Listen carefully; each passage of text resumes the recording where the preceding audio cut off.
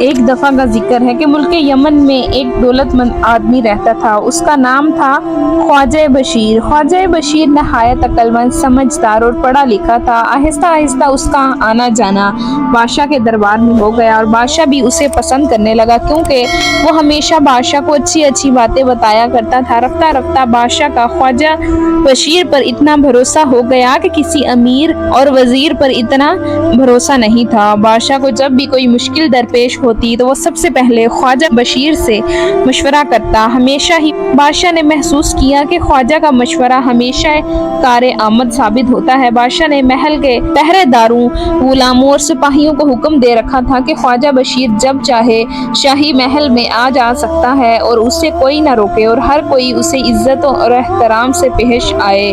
یہ صورتحال بادشاہ کے وزیر کو ناگوار گزری تھی۔ بادشاہ کا وزیر ایک مکار اور کینہ پرست شخص تھا۔ اسے یہ بات بالکل اچھی نہیں لگتی تھی کہ بادشاہ اپنے وزیر کی بجائے خواجہ بشیر پر اعتبار کرتا ہے اور سارے معاملات پر خواجہ بشیر سے مشورہ کرتا ہے۔ اس نے سوچا کہ بادشاہ کے دل میں خواجہ بشیر کے لیے نفرت بھر دینی چاہیے۔ کافی سوچنے سمجھنے کے بعد اس نے بادشاہ کے کان خواجہ بشیر کے خلاف کرنے کا منصوبہ کیا۔ ایک دن بادشاہ اکیلا بیٹھا تھا۔ مکار وزیر بادشاہ کے پاس آ گیا اور اسے کہا، بادشاہ کا اقبال بلند ہو اور آپ کا سایہ ہم پر ہمیشہ سلامت رہے، سلطنت کو روز بروز ترقی نصیب ہو، تخت و تاج کی عظمت برقرار رہے۔ یہ غلام کئی دنوں سے ایک بات پر پریشان ہے اور حضور سے اسی سلسلے پر بات کرنے کا خواہش مند ہے۔ اگر اجازت عطا فرمائی جائے تو عرض کروں۔ اجازت ہے، بادشاہ نے کہا۔ مکار وزیر نے کہا، بادشاہ سلامت، دو باتیں ایسی ہیں جو سلطنت کے لیے خرابی کا باعث بن سکتی ہیں اور ان سے خود حضور کا تخت و تاج بھی خطرے میں پڑ سکتا ہے۔ حضور، پہلی بات یہ ہے کہ جو لوگ واقعی عزت اور احترام کے حقدار ہوں انہیں وہ عزت نہ دی جائے اور ان کا احترام نہ کیا جائے۔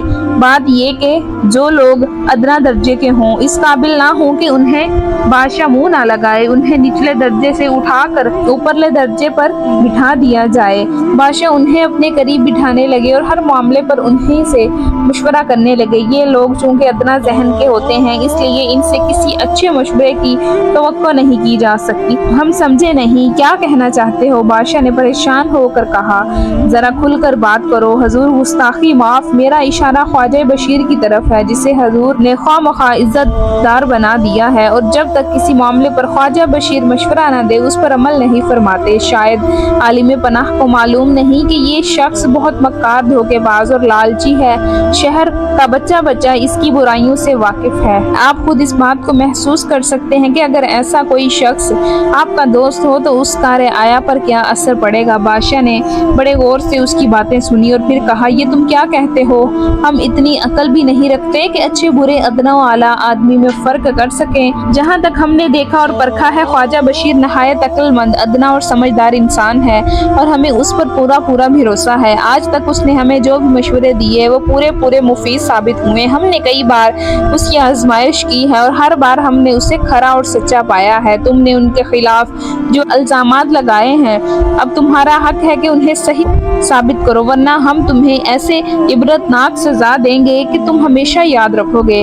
یہ سنتے ہی وزیر کا خون خشک ہو گیا اور چہرے کا رنگ ہلدی کی طرح پیلا پڑ گیا۔ ہاتھ پاؤں کانپنے لگے اور فوراً بادشاہ کے قدموں میں گر گیا اور پھر بادشاہ سے معافی مانگ کر وہاں سے رخصت ہوا۔ وزیر ہامتا اپنے مکان تک پہنچا اور ٹھنڈے پانی کے کئی پیالے پیے، تب کہیں جا کر اسے سانس بحال ہوئے اور اپنے آپ سے کہنے لگا، یہ تو میں نے خود مصیبت موڑ لی ہے۔ مجھ کم بخت کو کیا خبر تھی کہ خواجہ بشیر نے بادشاہ پر ایسا جادو کر رکھا ہے کہ اس کے خلاف کچھ بھی سننے کے لیے تیار نہیں۔ اب اگر میں خواجہ کے خلاف الزامات کو صحیح ثابت نہ کر سکا تو بادشاہ مجھے زندہ نہیں چھوڑے گا۔ جوں وزیر اس بات پر غور کرتا اسے اپنی جان کے لالے پڑتے ہوئے نظر آتے۔ اب اس نے ذہن لڑانا شروع کیا کہ ایسی کون سی باتیں ہو سکتی ہیں جسے خواجہ بشیر کو بادشاہ کی نظروں میں گرایا جا سکتا ہے۔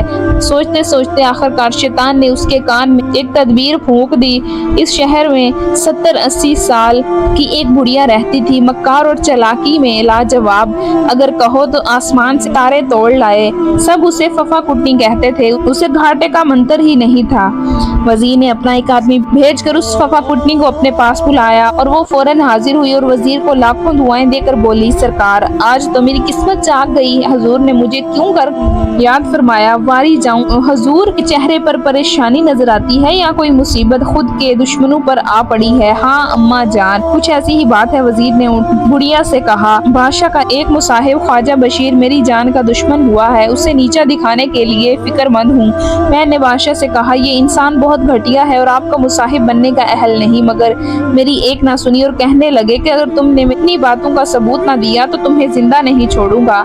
अब अम्मा जान, मेरे इज्जत और आबरू माल जान सब कुछ तुम्हारे हाथ में है, कोई ऐसी तदबीर करो जिससे ख्वाजा बशीर बादशाह की नजरों में जलील हो जाए और फिर मैं तुम्हें मुंह मांगा इनाम दूंगा। ए हजूर, मेरी जान आपके कदमों पर निसार। बुढ़िया ने वजीर को कहा, कोई एक तदबीर कहो तो हजारों तदबीर ख्वाजा बशीर के खिलाफ करूं। अब आप इत्मीनान से अपने महल में आराम फरमाइए और बाकी काम मुझ पर छोड़ दीजिए। चालाक बुढ़िया ने अगले दिन फटे पुराने चिछड़े अपने बदन पर लटकाए और लाठी टेकती, छुरियां भरी गर्दन हिलाती आहिस्ता आहिस्ता ख्वाजा बशीर के मकान पर पहुंची। मकान में घुसने का इरादा किया तो दरबार ने डांट कर रोका और बुढ़िया कौन है तू और कहाँ जाती है? बुढ़िया ने नफरत भरी नजरों से दरबान की तरफ देखा और चीख कर उससे कहा, अरे मुए तेरा सत्यानाश हो, तुझे पागल कुत्ता काटे, तुम देखते नहीं हम ख्वाजा बशीर की बेगम से मुलाकात के लिए जा रहे हैं। ये कहकर बुढ़िया ने दरबान को धक्का देकर अंदर जाने की कोशिश की, मगर दरबान ने जलाकर बुढ़िया की लाठी पकड़ ली और कहने लगा, तुम्हें क्या कहूँ, मेरी नानी अम्मा की उम्र की हो इसलिए लिहाज कर गया, वरना कोई और होती इतनी गालियाँ मुझे देता तो मार मार कर कचूम्बर निकाल दिया होता। ख्वाजा बशीर की बेगम उस वक्त मकान में मौजूद नहीं और ना उनकी बेगम किसी गैर औरत से मिलाती हैं, इसलिए ठंडे ठंडे यहाँ से ले चलो वरना मुझे सख्ती से काम लेना पड़ेगा। इतना कहना था कि बुढ़िया ने वो फेल मचाई कि खुदा की पनाह लाठी जमीन पर फेंक दी और खुद ज़िबा किए हुए मुर्गे की तरह जमीन पर लेटने लगी। साथ साथ भयानक आवाज में चलाती थी, अरे लोगों, गजब खुदा का, ये 2 टके का आदमी मुझे मार रहा है, अरे बचाओ मुझे इस मूजी से, ये मुझे मार डालेगा, या इलाही इस पर अजाब टूट पड़े, अभी खड़े खड़े दम निकल जाए इसका, आए हाय मेरी तो हड्डियां तोड़ दी इस जालिम ने, मेरे बाद मेरे छोटे छोटे बच्चे क्या करेंगे? बुढ़िया की आवाज सुनकर बहुत से राहगीर जमा हो गए और दरबान को लानते तान की कि तुम्हें शर्म नहीं आती इस बुढ़िया पर हाथ उठाते हुए। दरबान हक्का बक्का अपनी जगह पर खड़ा बुढ़िया को देख रहा था। उसने कस्में खाकर लोगों को यकीन दिलाने की कोशिश की, बुढ़िया मकर कर रही है, झूठ बोल रही है, मैंने उसे मारना तो दूर उंगली तक नहीं लगाई। लेकिन बेचारे दरबान की बात किसी ने ना सुनी। आखिर इस बात की खबर बाबा बशीर की बीवी को दी। उसने उसी वक्त 2-3 कनीजों को दरवाजे के बाहर भेजा और हुक्म दिया कि उसी वक्त इस बुढ़िया को मेरे पास ले आओ और दरबान से जाकर कहो कि आइंदा उसने किसी बुरी औरत पर हाथ उठाया तो अपनी नौकरी से जाता रहेगा। कनीजों ने उस मक्कार बुढ़िया को बेगम की खिदमत में पहुंचा दिया। उसने बुढ़िया को रोते पीटते और फटे पुराने कपड़ों में देखा तो उसे बहुत तरस आया। कहने लगी,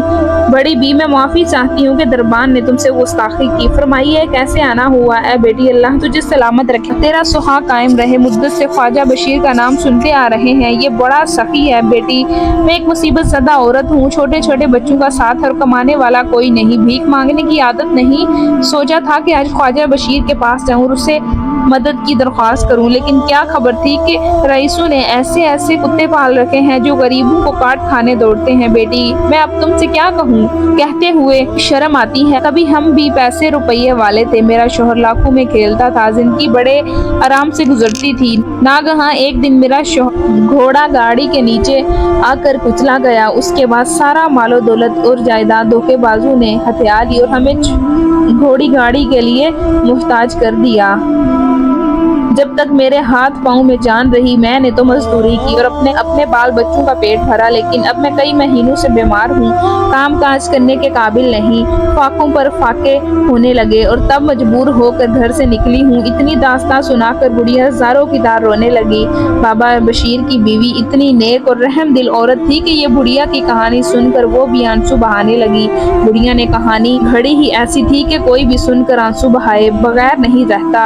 आखिर उसने बुढ़िया से कहा, बड़ी अम्मा सब्र करो, खुदा जो भी करता है बेहतर ही करता है। दुनिया की दौलत तो आनी जानी चीज है, मुमकिन है कि खुदा तुम्हें फिर मालदार बना दे। अफसोस कि मेरा शोहर घर में मौजूद नहीं, वरना उसकी इजाजत से मैं तुम्हें अपने कपड़े और दौलत देती कि तमाम जिंदगी तुम्हें किसी और के आगे हाथ फैलाने की जरूरत महसूस न होती। तुम यहाँ इत्मीनान से बैठो, मेरा शोहर बादशाह से मिलने गया है, शायद अभी थोड़ी देर में वापस आ जाए। मक्कार बुढ़िया सारा दिन उस मकान में रही। इत्तफाक से ख्वाजा बशीर शाम तक घर वापस नहीं आया। जब शाम का अंधेरा फैलने लगा तो मक्कार बुढ़िया ने कहा, ए नेक बेटी, तुम्हारा शोहर तो अभी तक वापस नहीं आया। इधर मेरे बच्चे भूख प्यास से हलक रहे होंगे, कोई ऐसा भी तो नहीं जो मेरी गैर मौजूदगी में मेरे बच्चों के हलक में 2 कतरे पानी की बूंद के ही तबकात दे। अब मुझे इजाजत दो, मैं फिर कभी आऊंगी। ये सुनकर ख्वाजा बशीर की बीवी ने एक बहुत कीमती चादर जो बादशाह ने ख्वाजा बशीर को तोहफे में दी थी बुढ़िया को दे दी और कहा, बुढ़िया इस वक्त तो तुम ये चादर ले जाओ, इसके किनारे पर कीमती मोती लगे हैं, अगर तुम उसे बाजार में जाकर बेच दो तो तुम्हें 1000-2000 मिल जाएंगे। तुम कल सुबह जरूर आना, उस वक्त मेरा शोहर घर पर ही होगा, फिर मैं तुम्हें बहुत सारे पैसे दिलवाऊंगी। बुढ़िया ने वो चादर लपेटी और बेगम को सैकड़ों दुआएं देती हुई वहां से चलती बनी। वो अपनी कामयाबी पर बहुत खुश थी। उसका ख्याल था कि जब वो चादर लेकर वजीर को दिखाएगी और वो खुशी से उछल पड़ेगा और अपने वादे के मुताबिक वो उससे मुंह मांगा इनाम हासिल कर लेगी। बुढ़िया सीधी वजीर के महल में गई और उसके आगे चादर फेंकते हुए बोली कि हुजूर, आपके इकबाल से कामयाबी पैदा हो गई है। मैंने बड़ी कोशिश के साथ ये चादर हासिल की है, बल्कि खुद ख्वाजा बशीर की बीवी ने ये चादर मुझे दी है। वजीर खुशी से नाचने लगा और उस चादर को अपनी बगल में दबाकर बुढ़िया से परे हटता हुआ अपने महल से निकला और शाही महल की तरफ चल पड़ा। और महल में पहुंचकर उसने अपने आने की इतला बादशाह को दिलवाई। बादशाह ने ये सोचकर कि शायद वो उससे कोई जरूरी बात करने आया है, फौरन उसे बुलवा लिया। कहो क्या कहना चाहते हो? बादशाह ने कहा। वजीर बादशाह को चादर दिखाते हुए बोला, वही चादर है ना जो आलिम पनाह ने ख्वाजा बशीर को दी थी? बादशाह ने चादर को गौर से देखा और फिर बोला, हाँ हाँ, ये वही चादर है जो हमने ख्वाजा बशीर को दी थी, लेकिन ये तुम्हारे पास कैसे आई? मक्कार वजीर बोला, बाबा बशीर ने ये चादर अपनी बीवी को दी थी, पर वो उस चादर को बाजार में इधर उधर बेचती फिर रही थी कि मेरी नजर इस चादर पर पड़ गई। हुजूर के तोहफे की इस तरह से बेकदरी बर्दाश्त न कर सका और इस चादर को लेकर हुजूर की खिदमत में हाजिर हुआ। बादशाह ये बात सुनकर हैरान हो गया। जब वजीर ने देखा कि तीर निशाने पर बैठा है तो सलाम कर कर वहाँ से रुखसत हो गया। बादशाह ने सोचा, अगर वजीर की बात सच निकली तो वाकई ख्वाजा बशीर बहुत घटिया आदमी है। वो उसे दिए हुए कीमती तोहफों के साथ ऐसा सलूक करता है, उसे इन तोहफों की कोई कदर नहीं। और दूसरी तरफ उसे ये एहसास हुआ कि ख्वाजा बशीर इस कदर नीच नहीं हो सकता। इसी ख्याल में बादशाह को नींद आ गई। सुबह उठते ही बादशाह ने पहला काम ये किया कि ख्वाजा बशीर को महल में बुलवाया। इतनी सुबह बादशाह ने कभी ऐसे तलब नहीं किया था। बेचारे ख्वाजा ने सोचा, मुमकिन है कि बादशाह सल्तनत के किसी अहम मामले पर बात करना चाहता हो और इसलिए उसे ज्यादा इंतजार करना इसलिए मुश्किल हो। वो उस वक्त जिस हालत में था उसी हालत में भागम भाग बादशाह के पास पहुंचा। आलिम बना गुलाम हाजिर है। ख्वाजा बशीर ने बादशाह को झुककर सलाम करते हुए कहा। बादशाह ने वही चादर जो वजीर लाया था ख्वाजा की तरफ फेंकते हुए कहा, गौर से पहचानो, ये चादर किसकी है? भाईजान ने पहली नजर में पहचान लिया कि ये चादर वही है जो बादशाह ने उसे तोहफे में दी थी, लेकिन वो हैरान था कि ये चादर बादशाह तक कैसे पहुंची। बादशाह गुस्से से चलाया, अब पता चला कि तुम्हारी असलियत क्या है। ये चादर जो हमने तुम्हें तोहफे में दी थी वो तुम्हारी बीवी ने वजीर के हाथ वापस भेज दी। बादशाह की ये बात सुनकर ख्वाजा का चेहरा गुस्से से सुर्ख हो गया और कोई और होता तो वो उससे मौत के घाट भी उतार सकता था, लेकिन वो बादशाह के सामने खड़ा था। उसे ये मालूम था कि ये सब वजीर की शरारत है और उसने बादशाह की नजरों में ऐसे गिराने के लिए ही ये हरकत की है। ख्वाजा को अपनी बीवी के बारे में भी ये मालूम था कि वो एक लम्हे के लिए भी घर से बाहर नहीं गई, फिर वो इस बकवास पर कैसे यकीन कर लेता। उसने नहायत ठंडे लहजे में बादशाह को समझाने की कोशिश की, लेकिन बादशाह का पारा चढ़ा हुआ था। उसने ख्वाजा की किसी बात पर कान न धरा और फौरन जल्लाद को हुक्म दिया कि ए जाओ, फौरन इस नीच आदमी को मेरे सामने से और उससे कत्ल कर दो। उसकी सजा यही है कि इसने हमारे दिए गए तोहफे से हकारत की। तमाम दरबारी ये हुक्म सुनकर کر دم بخود رہ گئے، اور ان میں سے کچھ ایسے تھے جو خواجہ بشیر کو اچھی طرح سے جانتے تھے کہ وہ نہایت ایماندار اور نیک آدمی ہے، اور انہیں وزیر کے بارے میں بھی پتا تھا کہ وہ خواجہ بشیر سے حسد کرتا ہے، لیکن بادشاہ کے سامنے کسی کو لب تک ہلانے کی جرت نہ دی۔ جلاد نے خواجہ بشیر کا بازو پکڑا اور دربار سے باہر لے گیا۔ وہ بھی خواجہ بشیر کا بہت احترام کرتا تھا۔ اس نے خواجہ بشیر کے کان میں کہا، گھبرائیے مت، میں آپ کو اتنی جلدی اور اتنی آسانی سے قتل نہیں کروں گا۔ مجھے علم ہے کہ بادشاہ نے جلد بازی میں آ کر آپ کے قتل کا حکم دیا ہے۔ میں آپ کو اپنے گھر میں لے جا کر چھپا دوں گا، پھر موقع دیکھ کر بادشاہ کے سامنے آپ کی جان بخشی عرض کی جائے گی۔ ادھر تو بادشاہ نے خواجہ بشیر کو موت کی سزا سنائی، اور ادھر خواجہ بشیر کے ایک دوست نے اس کی بیوی تک یہ خبر پہنچائی اور اس چادر کا قصہ بھی کہا کہ کس طرح سے بادشاہ اس پر چادر بیچنے کا الزام لگایا۔ خواجہ بشیر کی بیوی نے کہا، خدا گواہ ہے کہ وہ چادر میں نے ایک بے کس مجبور عورت کو دی تھی۔ میں سمجھتی ہوں کہ یہ خدا کی طرف سے میری اور میرے شوہر کی آزمائش ہوئی ہے۔ انشاءاللہ خدا کے لیے خدا کی اس آزمائش پر ہم پورا اتریں گے۔ خواجہ بشیر کا دوست اس کی بیوی کی باتوں پر آپے کہتا ہوا وہاں سے رخصت ہوا۔ اس کے جانے کے بعد خواجہ بشیر کی بیوی نے اپنے چہرے پر نقاب ڈالا اور سیدھی بادشاہ کے دربار میں پہنچی، اور اس وقت وزیر بھی وہیں پر موجود تھا۔ بیگم نے جاتے ہی گواہی دی، اے رحم دل بادشاہ، میں تم سے انصاف کی بھیک مانگنے آئی ہوں۔ اے عورت، بتا تجھے کس نے تکلیف پہنچائی ہے، ہم پورا انصاف کریں گے۔ بادشاہ نے کہا، عالم پناہ آپ کے وزیر نے مجھے دھوکہ دیا ہے۔ میں پچھلے 15 برس سے آپ کے وزیر کی بیوی ہوں۔ اس نے مجھے وعدہ کیا تھا کہ وہ ہر روز مجھے خرچ کے لیے 900 روپے دیا کرے گا۔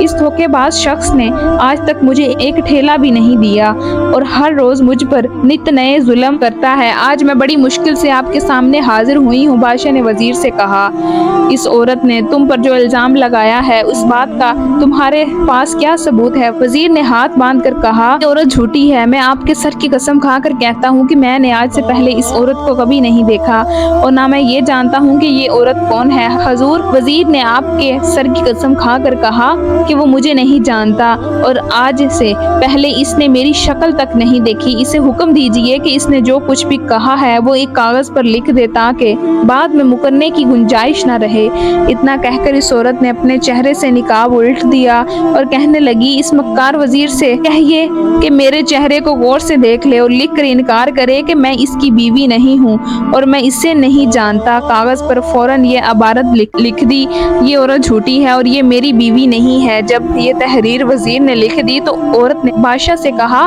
عالم پناہ، جیسا کہ وزیر نے کہا کہ وہ مجھے نہیں جانتا اور نہ ہی اس نے آج سے پہلے مجھے کبھی دیکھا ہے، بے شک میں تسلیم کرتی ہوں کہ میں اس بدبخت کی بیوی نہیں۔ اس مکار کا پول کھولنے کے لیے میں نے یہ حرکت کی ہے۔ حضور، سچ تو یہ ہے کہ میں خواجہ بشیر کی بیوی ہوں۔ اس مکار وزیر سے پوچھئے کہ اس نے مجھ پر کیوں بہتان لگایا۔ میں نے شاہی چادر کا تحفہ اس کے ہاتھ بھیجا تھا۔ عالم پناہ، حقیقت تو یہ ہے کہ وہ چادر میں نے ایک غریب اور بے سہارا عورت کو دی تھی۔ اس سے وزیر نے کسی طرح سے چادر طلب کر لی اور مجھے بدنام کرنے کا موقع پا لیا۔ بادشاہ نے قہر بھری نظروں سے وزیر کی طرف دیکھا اور وزیر اسی وقت روتا ہوا بادشاہ کے قدموں میں گرا اور اپنی غلطی کی معافی مانگنے لگا، لیکن بادشاہ نے دھکا مار کر اسے پیچھے ہٹا دیا اور حکم دیا کہ یہ جلاد کو بلایا جائے۔ حبشی جلاد حاضر ہوا اور اس کے ہاتھ میں ننگی تلوار دے کر اس کے رہے سہے ہوش بھی اڑ گئے۔ لپٹ کر خواجہ بشیر کی بیوی کے قدموں میں گرا اور کہنے لگا، اے نیک خاتون، خدا کے لیے بادشاہ سے درخواست کر تاکہ میری جان بخشی ہو۔ بیگم نے کہا، تم نے وہ حرکت کی ہے کہ اس کی سزا موت سے بھی بڑھ کر ہے۔ تم نے میرے پیارے شوہر کی موت کا سامان کیا لیکن خدا نے اسے بچا لیا، تمہیں اس ہلاکت کے گھڑے میں گرا دیا جو تم نے اپکاری سے میرے شوہر کے لیے کھودا تھا۔ اب یہ بتا کہ وہ شاہی چادر تیرے تک کیسے پہنچی؟ وزیر نے مکار بڑھیا کا حال سنایا۔ اسی وقت 2 سپاہی دوڑتے ہوئے گئے اور مکار بڑھیا کو پکڑ کر لے آئے۔ بادشاہ نے حکم دیا، بڑھیا کو آدھا زمین میں گاڑ کر اس پر خونخوار کتے چھوڑ دیے جائیں اور وزیر کو کاٹ کر جنگل میں پھینک دیا جائے تاکہ جنگل کے جنگلی جانور اسے نوچ نوچ کر کھائیں اور اپنا پیٹ بھر لیں۔ اس کے بعد شاہی جلاد نے خواجہ بشیر کو بادشاہ کے سامنے پیش کیا اور عرض کیا، حضور، میں جانتا تھا کہ خواجہ بشیر بے گناہ ہے، اس لیے میں نے آپ کے حکم کی تعمیل نہیں کی کہ بادشاہ نے خوش ہو کر ایک قیمتی موتیوں کی مالا جلاد کو دی اور خواجہ بشیر کو گلے سے لگایا۔ چند روز بعد بادشاہ نے وزیر خاص کا درجہ خواجہ کو دیا اور حاسد وزیر کے تمام جائیداد بھی اسی کے نام کر دی۔ پیارے ناظرین، امید کرتے करती हूँ कि ये वीडियो आपको पसंद आई होगी। अगर वीडियो अच्छी लगी हो तो कमेंट्स में अपनी राय का इजहार ज़रूर कीजिएगा। हमारे चैनल को सब्सक्राइब कर दीजिएगा। वीडियो देखने का बहुत बहुत शुक्रिया।